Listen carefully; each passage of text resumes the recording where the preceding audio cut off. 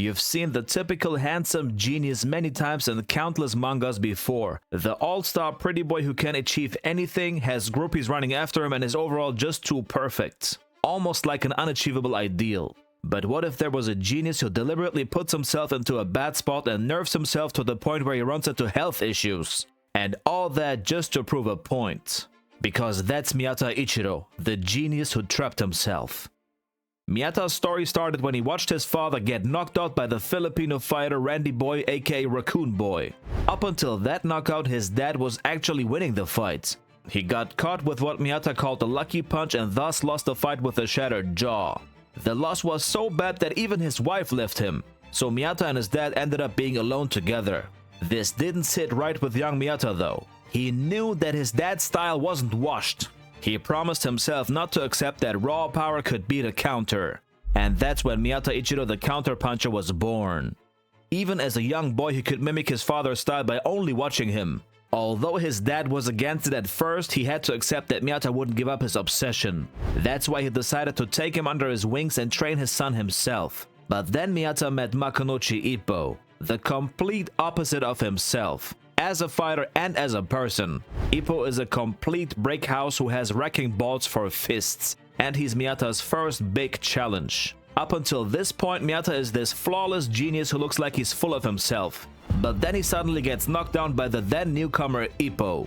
And let me tell you, this knockdown bothered him so much that he permanently left the gym and swore to beat Ippo in a real match one day. This is where Miyata really stands apart from other genius types. His obsession becomes even deeper. He decides to fight in the lighter weight class just because it's Ippo's natural weight. This leads to a career full of malnourishment and debilitating diets. And if that nerve wasn't enough, he also forces himself to only use counters. So instead of using his genius lightspeed reflexes and rollerblade footwork to win by points, he dives into the danger of countering his opponents and using their power against them. Why? Because that's what his father did.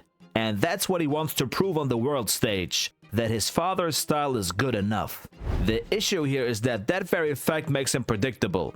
Everybody knows what he's trying to do and that he won't choose another game plan no matter how bad the situation is. That's why his success is even more astonishing. He has to brute force situations just to prove that he can throw a match-ending counter. Imagine a bird racing against a human, but the bird isn't allowed to fly. It has to walk. That's how nerfed Miyata is. His wings are clipped and he still manages to outspeed his opponents.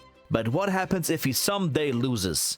That's the thing. He isn't allowed to lose, because that would be admitting that his father's style doesn't work after all. He has no room for errors. Can it work? Can this fixed and static style really work in the long run?